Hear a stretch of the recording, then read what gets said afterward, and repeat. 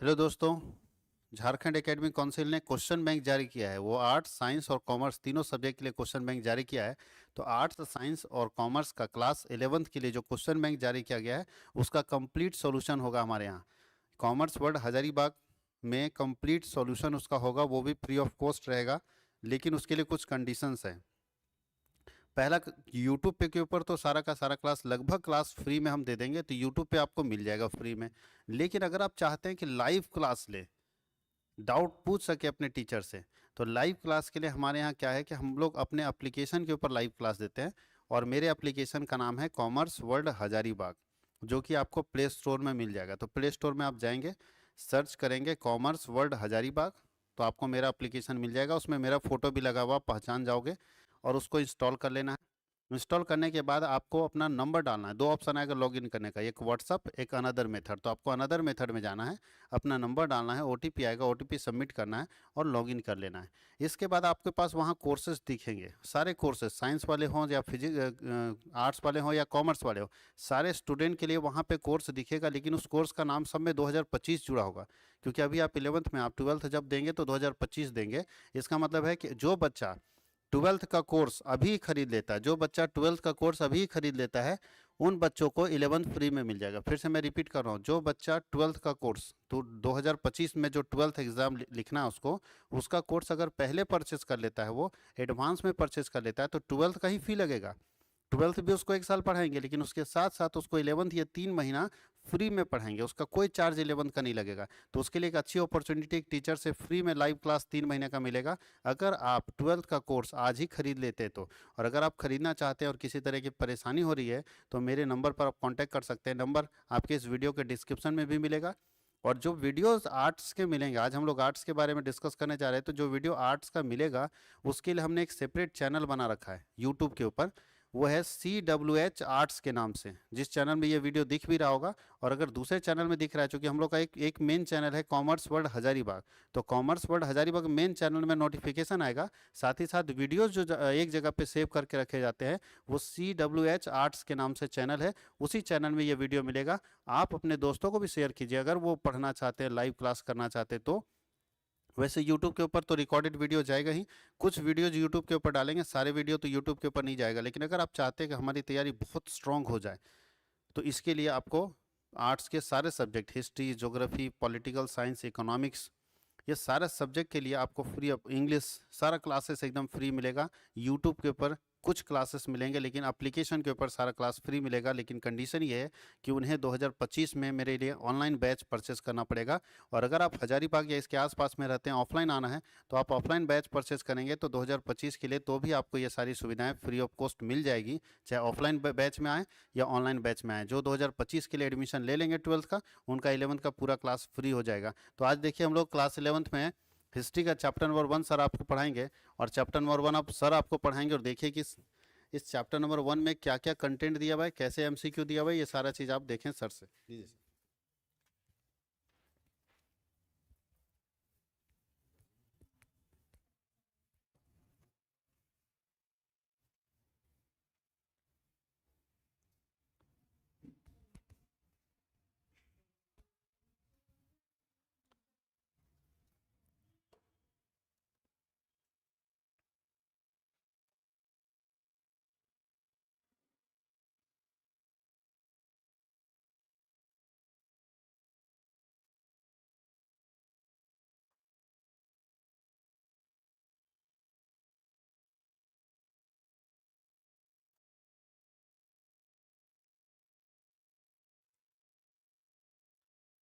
चलिए आज हम लोग क्लास 11th का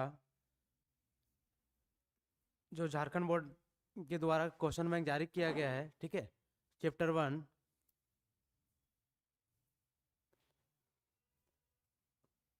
लेखन कला और शहरी जीवन, ठीक है।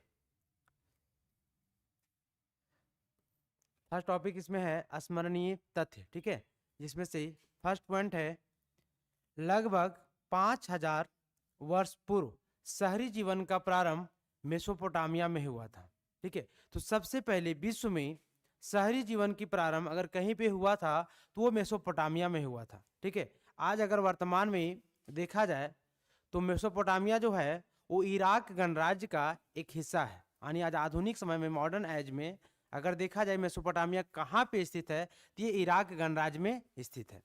मेसोपोटामिया जो था वो दो नदियों के बीच, दजला और फरात नदियों के बीच जो स्थित क्षेत्र था, उसी क्षेत्र को मेसोपोटामिया के नाम से जाना जाता था। ठीक है, चलिए नेक्स्ट क्वेश्चन की ओर चलते हैं हम लोग। मेसोपोटामिया यह शब्द यूनानी भाषा के दो शब्द मेसोस यानी मध्य, ठीक है, और पेटोमोस यानी नदी से मिलकर बना है। यानी दो नदियों के मध्य, दो नदियों यानी दजला और फरात दो नदियों की मेल से जो क्षेत्र बना है, उसी क्षेत्र को मेसोपोटामिया के नाम से जाना जाता है। ठीक है, नेक्स्ट पॉइंट है मेसोपोटामिया दजला व फरात नदियों के बीच की उपजाऊ धरती को इंगित करता है। ठीक है, अब देखिए कैसे इंगित करता है। एक तरफ से ये दजला नदी थी, एक तरफ से क्या थी, फरात नदी थी, और ये जो बीच वाला क्षेत्र था, इसी क्षेत्र को मेसोपोटामिया के नाम से जाना जाता था। अब यहाँ पे एक नदी यहाँ पे भी लोगों को क्या होता, सिंचाई की जो सुविधाएं थी वो बहुत अच्छी तरीके से मिल पाती थी। साथ ही साथ वो कभी कभी सिंचाई करने के लिए नदियों में बीच में बांध बना करके इसकी जो जल की धारा होती थी वो खेतों की ओर प्रवाहित कर देती थी, जिससे ये सभ्यता काफी ज्यादा डेवलप कर चुका था। ठीक है, नेक्स्ट पॉइंट कर चलते हैं। मेसोपोटामिया क्षेत्र आजकल इराक गणराज्य का हिस्सा है। आपका एमसीक्यू क्वेश्चन पूछ सकता है कि मेसोपोटामिया आज वर्तमान में किस गणराज्य का हिस्सा है। ठीक है, तो ये जो है वो इराक गणराज्य का हिस्सा है। ठीक है, नेक्स्ट पॉइंट है मेसोपोटामिया की ऐतिहासिक जानकारी के प्रमुख स्रोत। अब देखिए इतिहास मेसोपोटामिया ही नहीं बल्कि इतिहास को समझने के लिए, ठीक है, आज से जैसे कि 500 साल, 1000 साल, 1 करोड़ साल, 1 लाख साल पहले क्या घटनाएं घटित हुई, किस तरीके से लोग रहते थे, क्या खाते थे, क्या पहनते थे, उनकी जीविका का क्या क्या साधन था, ये सारी स्रोत अनेक प्रकार से स्रोत है, जिस स्रोतों के माध्यम से हम लोग उस समय के इतिहास या उस समय में किस प्रकार की घटनाएं घटित हुई थी, वे सारे घटनाओं के बारे में हम लोग जानकारी इकट्ठा कर सकते हैं। जैसे कि इमारतें, इमारतें कहने का मतलब किस तरीके से वो भवन में रहते थे, क्या गुफा में रहते थे, कहाँ रहते थे। ठीक है, मूर्तियां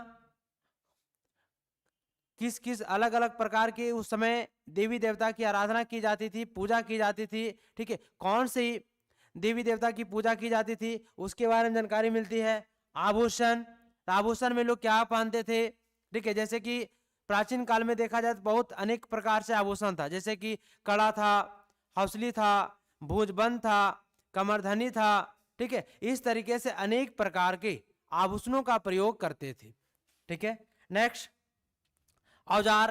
तो औजार में क्या था, किस तरीके से औजार बनाते थे, तांबा का था, कांसा का था, लोहा का था, या फिर अन्य प्रकार के पत्थरों का उपकरण था, वे सारे जानकारी। नेक्स्ट क्या है, मुद्राएं। मुद्राएं क्या सिक्का का प्रचलन था या नहीं था, किस तरीके से लोग क्या वस्तु विनिमय था या मुद्रा विनिमय था, ये जानकारी क्या होता है हम लोग स्रोतों से हमें प्राप्त होती है। मिट्टी की पट्टिकाएं, और ये जो मिट्टी की पट्टिकाएं हैं यानी लेखन कला का जो विकास हुआ, क्योंकि चैप्टर में लिखा हुआ भी है कि लेखन कला का विकास सबसे पहले मेसोपोटामिया में हुआ।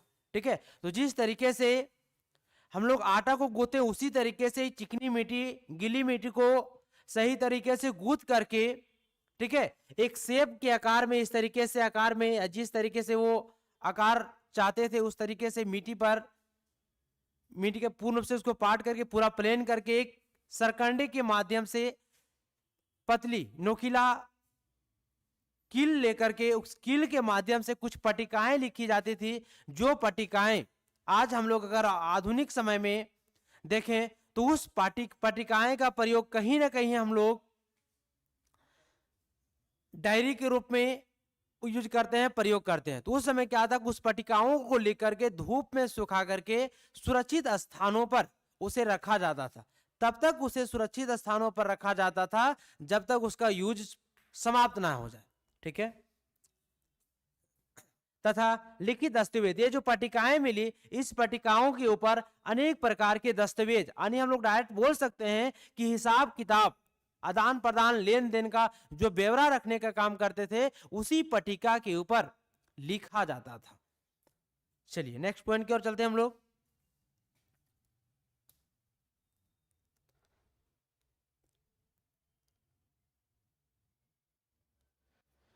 मेसोपोटामिया की सभ्यता अपनी संपन्नता, क्योंकि मेसोपोटामिया की जो सभ्यता थी वो अपने आप में संपन्न थी। संपन्न कहने का मतलब है कि जितनी प्रकार से लोग वस्तुओं का यूज करते थे, प्रयोग करते थे, वे सारी वस्तुएं मेसोपोटामिया के लोग स्वयं उत्पादन करते थे या उसे उसका निर्माण करते थे। किसी दूसरे राज्य, दूसरे क्षेत्र पर वो निर्भर नहीं रहते थे। ठीक है, शहरी जीवन की शुरुआत सबसे पहले मेसोपोटामिया में हुई थी। समृद्ध साहित्य का भी, जैसे कि गणित, खगोल विज्ञान, ठीक है, अनेक प्रकार के साहित्य की भी रचना मेसोपोटामिया की सभ्यता से ही देखने को मिलती है। गणित, खगोल विद्या के लिए विश्व प्रसिद्ध है। ठीक है, चलिए नेक्स्ट पॉइंट की ओर। मेसोपोटामिया के शहरीकृत दक्षिणी भाग को सुमेर और अक्कद कहा जाता है। नेक्स्ट पॉइंट, मेसोपोटामिया की प्रथम ज्ञात भाषा सुमेरी अर्थात सुमेरियन थी। यानी ये क्वेश्चन बन सकता है कि मेसोपोटामिया की प्रथम भाषा कौन सी थी, तो ये भाषा थी सुमेरियन भाषा थी। ठीक है, उस समय मेसोपोटामिया में सुमेरियन भाषा का प्रयोग बहुत ज्यादा मात्रा में किया जाता था। नेक्स्ट, मेसोपोटामिया में नगरों का निर्माण 3000 ईसा पूर्व, ठीक है, में प्रारंभ हो गया था। यानी मेसोपोटामिया में नगर का बसना जो प्रारंभ हो गया था वो 3000 ईसा पूर्व के बीच में वहां पे नगर बसने लगे थे। ठीक है, अब वहां अलग अलग नगर थे, देखिए उरुक, ऊर, मारी।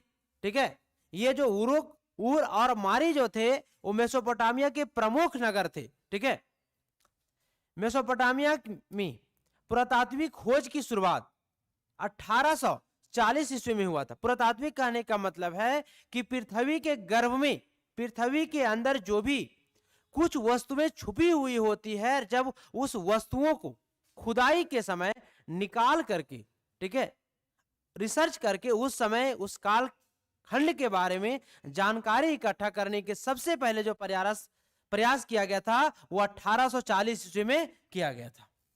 ठीक है, नेक्स्ट पॉइंट कर चलते हैं।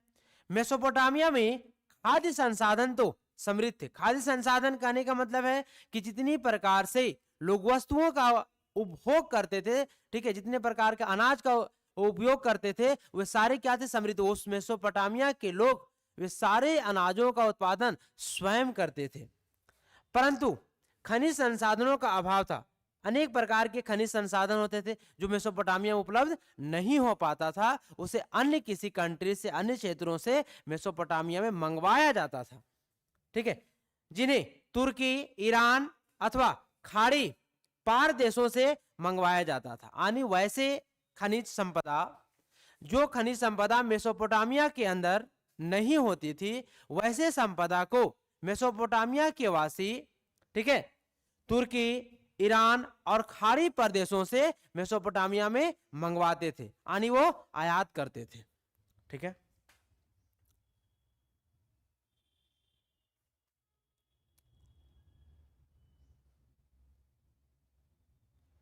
चलिए नेक्स्ट पॉइंट है लेखन कला। मेसोपोटामिया में जो पहली पट्टिकाएं पाई गई है वे लगभग 3200 ईसा पूर्व की है।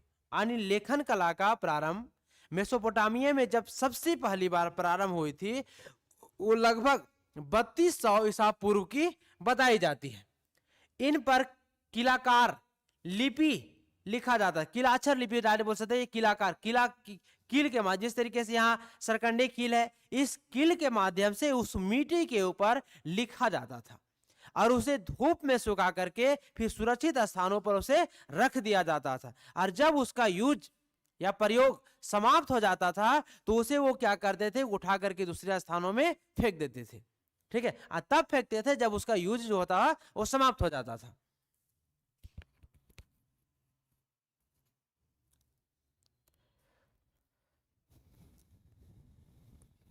नेक्स्ट किलाकार, ठीक है, यूनिफॉर्म, यूनिक, क्यूनिफॉर्म, ठीक है। यह लातिनी शब्द क्यूनियस जिसका अर्थ खूटी अथवा फॉर्म जिसका अर्थ आकार है से बना, ठीक है। मेसोपोटामिया में बहुत कम लोग पढ़े लिखे थे, ठीक है। चिन्हों की संख्या काफी पेचीदा, पेचीदा कहने का मतलब है कि अलग अलग वस्तुओं का नाम रखने के लिए जो चिन्ह बनाया गया था वो बहुत ज्यादा पेचीदा, कहने का मतलब उस पहचानने में बहुत ज्यादा कठिनाइयां होती थी। तो कठिनाइयां होने का सबसे बड़ा रीजन क्या था कि वहां के लोग, मेसोपोटामिया सभ्यता के निवासी जो थे वो सही तरीके से शिक्षित नहीं थे, जिनके कारण अनेक प्रकार से उनकी जो अक्षर होती, जो चिन्ह होता था, वे सारे अक्षरों को, सारे चिन्हों को पहचानने में उन्हें काफी कठिनाइयों का सामना भी करना पड़ता था तथा बहुत अधिक थी, ठीक है।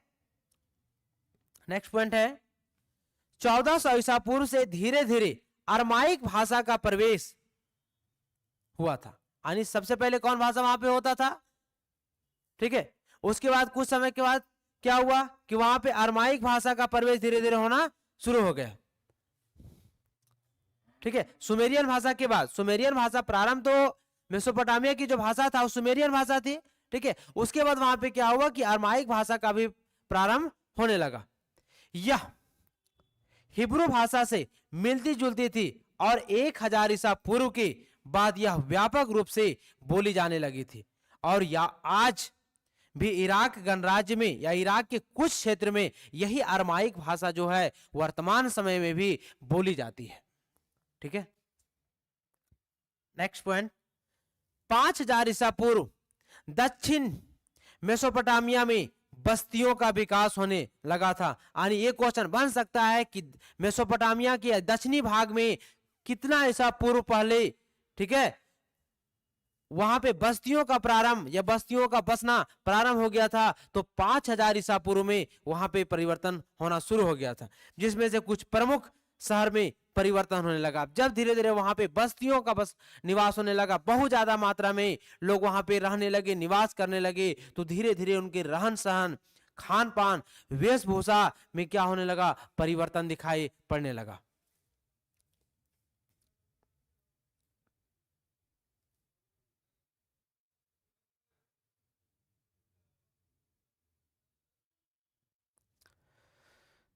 यहां ऊर नगर में नगर नियोजन पद्धति का अभाव था। गलियां, ठीक है, टेढ़ी मेढ़ी एवं सकरी थी।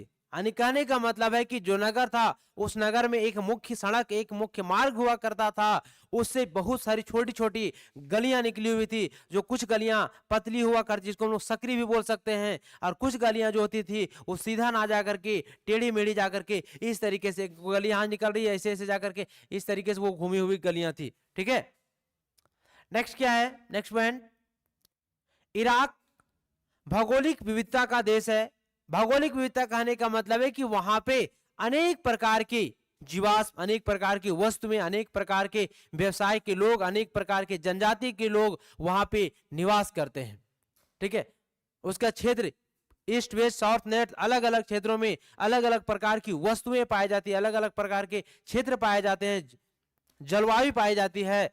इसका पूर्वोत्तर भाग हरे भरे व ऊंचे नीचे मैदानों के लिए प्रसिद्ध है। जिस तरीके से आज हम लोग जिस क्षेत्र में निवास करते हैं उस क्षेत्र की जो भौगोलिक स्थिति है, यानी बोल सकते हैं कि पूरा पश्चिम उत्तर दक्षिण, उसी तरीके से अलग अलग क्षेत्रों में अलग अलग चीज पाए, जैसे कि हम लोग का पूर्व में कुछ पाया जाता है, पश्चिम में कुछ पाया जाता है, उसी तरीके से मेसोपोटामिया की सभ्यता में भी अलग अलग क्षेत्रों में अलग अलग चीजें पाई जाती थी।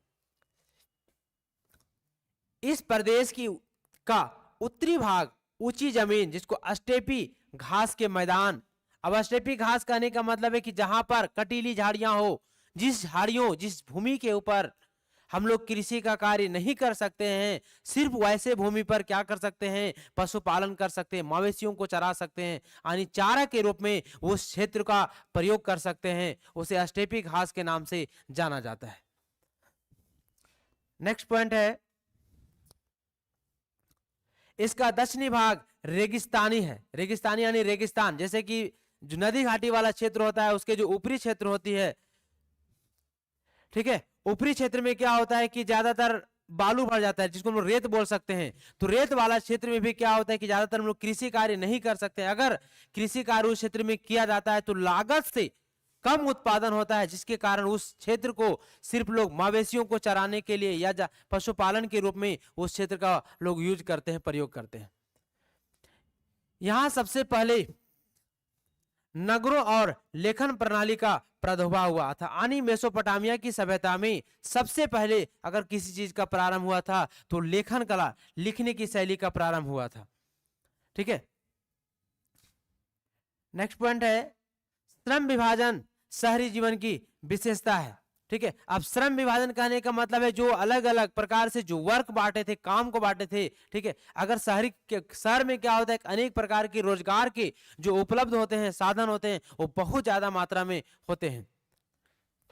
इसके साथ ही शहरी अर्थव्यवस्था में एक सामाजिक संगठन का होना आवश्यक है। प्रत्येक शहर में एक समाज, एक अलग अलग समूह में एक संगठित होकर के अपने समाज के हित के लिए काम करते हैं।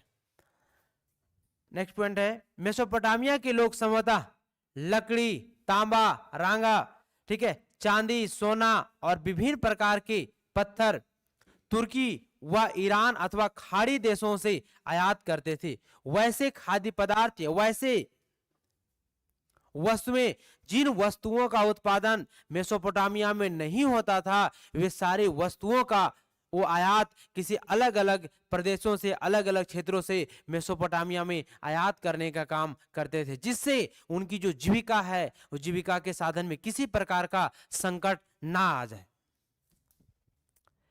इसके बदले वे अपने द्वारा निर्मित कपड़ा, कृषि उत्पाद का निर्यात करते थे। तो कुछ जिन क्षेत्रों से मान लिया जाए कि लकड़ी, तांबा, पत्थर या अनेक प्रकार के उपकरण वहां से मंगाते थे, तो उसके बदले में उस देश को अनेक प्रकार की वस्तुएं, जैसे कृषि, वहां मेसोपोटामिया में कृषि उत्पादन जो था वो बहुत ज्यादा मात्रा में किया जाता था। उसके अलावा कपड़ा का निर्मित किया जाता, कपड़ा बुना जाता था, बनाया जाता था, तो उसका निर्यात भी अन्य क्षेत्रों में वो करते थे।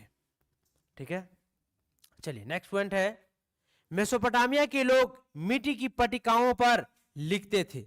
इस तरीके से मिट्टी को आराम से गूंथ करके इस तरीके से शेप का आकार बना, जिस तरीके से उनको शेप की जरूरत होती थी, ठीक है, उस तरीके से शेप वो बना देते थे। और शेप बनाने के बाद वो क्या करते थे, उस पर लिखते थे एक कील के माध्यम से, और लिख करके धूप में उसे सुखा करके सुरक्षित स्थानों पर तब तक उसे रखते थे जब तक उसका यूज या प्रयोग होता था।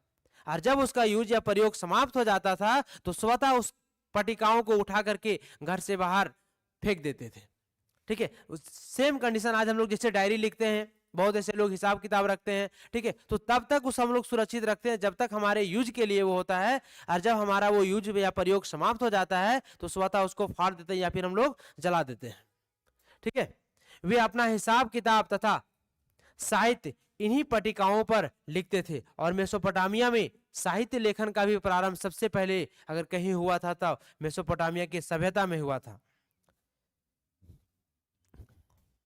मेसोपोटामिया को बहुत कम लोग लिख पढ़ सकते थे। ठीक है, अब क्या था कि मेसोपोटामिया के जो लोग थे वो पूर्ण रूप से क्या थे, शिक्षित नहीं थे, जिसके कारण वो अलग अलग चीज को पहचानने के लिए अलग अलग शेप, अलग अलग चित्र का वो क्या करते थे, प्रयोग करते थे। ठीक है, अधिकतर लिखावट बोलने के तरीके को प्रदर्शित करती थी।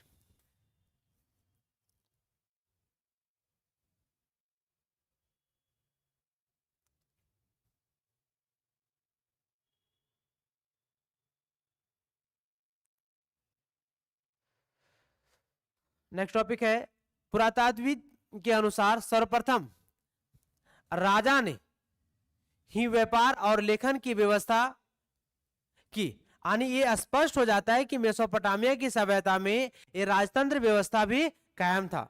राजतंत्र व्यवस्था कहने का मतलब है किसी एक परिवार, किसी एक वंश, किसी एक वर्ग के लोगों के द्वारा वहां पे शासन व्यवस्था को चलाया जाता था। इस संबंध में एक प्राचीन शासक एनमरकर का नाम उल्लेखनीय है। ठीक है, नेक्स्ट पॉइंट है 5000 ईसा पूर्व से दक्षिणी मेसोपोटामिया में बस्तियों का विकास प्रारंभ हो गया था।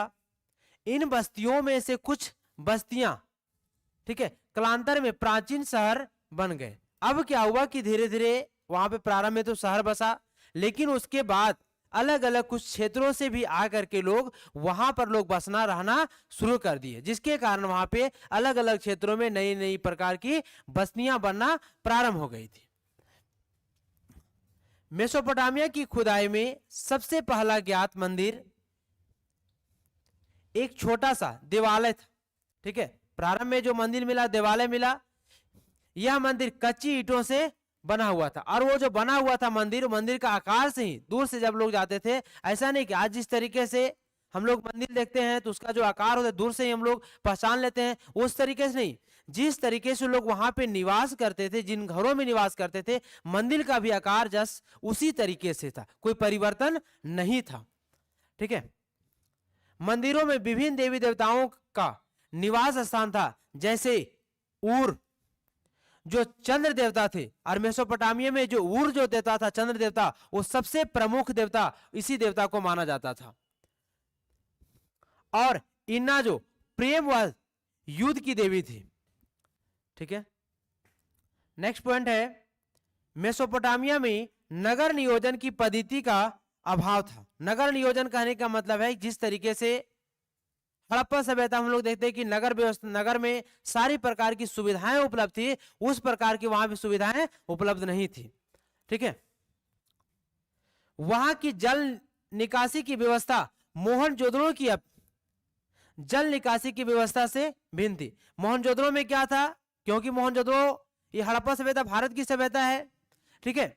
यहां इस सभ्यता में क्या था कि जल निकास की प्रणाली अति उच्च कोटि की थी। अति उच्च कोटि का कहने का मतलब इसलिए कि यहां प्रत्येक घरों से एक छोटी छोटी नालियां निकली हुई थी, और ये सड़क के दोनों ओर बड़े बड़े नाले बनाए जाते थे, ठीक है। जिस नाले में प्रत्येक घरों से एक छोटी छोटी नालियों से पानी निकल करके, ठीक है, उस नाले में चले जाती थी, और नाले से बाहर निकल करके शहर से क्या होती थी, बाहर वो प्रवाहित हो जाती थी, ठीक है। लेकिन इस प्रकार से विधि व्यवस्था जो थी वो मेसोपोटामिया की सभ्यता में नहीं थी।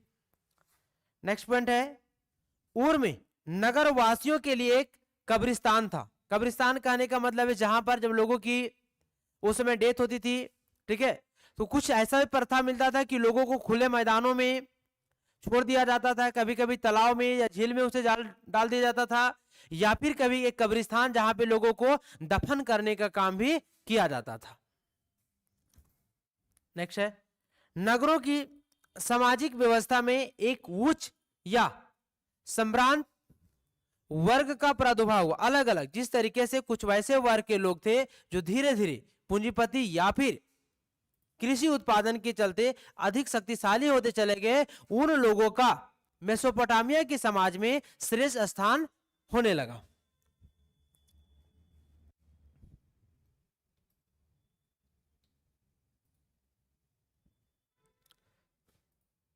चलिए नेक्स्ट पॉइंट है, मेसोपोटामिया के समाज में एकल परिवार को ही आदर्श माना जाता था। अब देखिए समाज परिवार को थोड़ा सा देख लेते हैं हम लोग, तो परिवार दो तरीके से होता है, एक एकल परिवार, एक सामूहिक परिवार, ठीक है।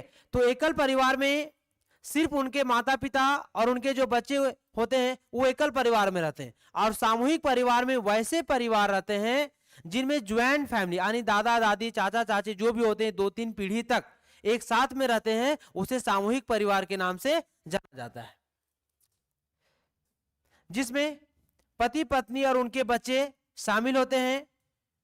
पिता परिवार का क्या होता है, मुखिया होता है, ठीक है। यही तो रहने दे, ठीक है। नेक्स्ट जो एमसीक्यू है, अच्छा और बचा हुआ, इसको यहां तक देख ही लेते हैं।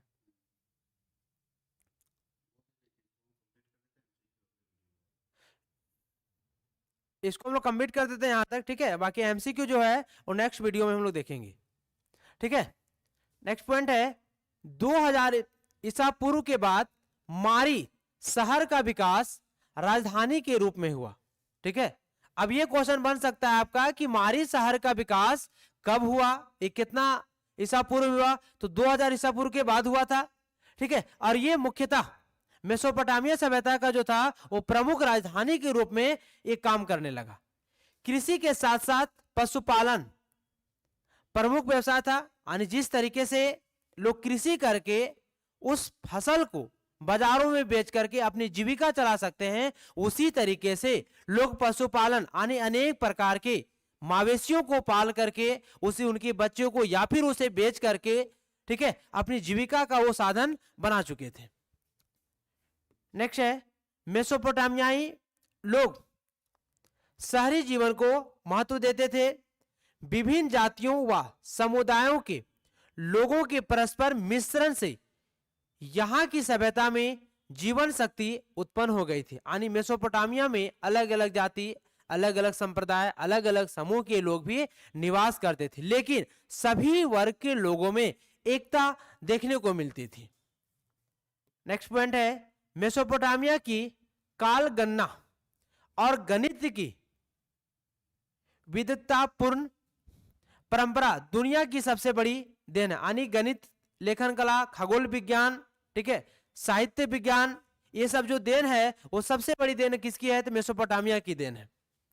नेक्स्ट है, अंत में एक पुराकालीन पुस्तकालय और आरंभिक पुरातत्ववेत्ता की मदद से मेसोपोटामिया की अतीत के प्रलेखों एवं परंपराओं को खोजने और सुरक्षित रखने की कोशिश की गई थी। यानी जब मेसोपोटामिया की सभ्यता चल रही थी उसमें बहुत ऐसे उपकरण, बहुत ऐसे अवशेष, बहुत ऐसे आभूषण, औजार बनाए गए थे जो किसी समय के बाद उस सभ्यता का जब पतन हुआ तो पतन होने के बाद वो सारे मिट्टी में कहीं ना कहीं पृथ्वी के गर्भ में समा गई। लेकिन जब उसी सभ्यता का जब खुदाई होने लगा तो जितनी भी प्रकार से लोग वस्तुओं का प्रयोग करते थे वे सारी खुदाई के समय वहां पे उपलब्ध या खुदाई के समय मिलने लगे थे। नेक्स्ट है, गिलमिस उरुक नगर का शासक था, महान योद्धा था जिसने दूर दूर तक के प्रदेशों को अपने अधीन कर लिया। यानी इससे स्पष्ट हो जाता है कि उस समय मेसोपोटामिया के जो लोग थे, जो शासक हुआ करता होगा, राजा हुआ करता था, वो अन्य क्षेत्रों के राजाओं के साथ युद्ध भी करते थे और युद्ध करके वो अपने क्षेत्रों का विस्तार भी करते थे।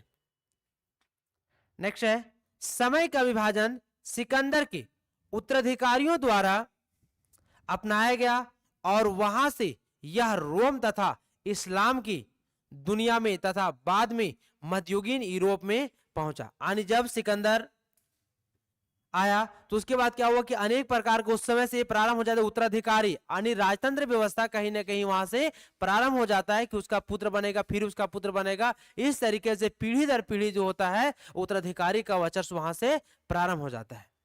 चलिए आज हम लोग इतना ही देखेंगे। नेक्स्ट वीडियो हम लोग देखेंगे जो एमसीक्यू है 40 एमसीक्यू, जो हम लोग के एग्जाम के लिए बहुत ज्यादा इंपॉर्टेंट होगा।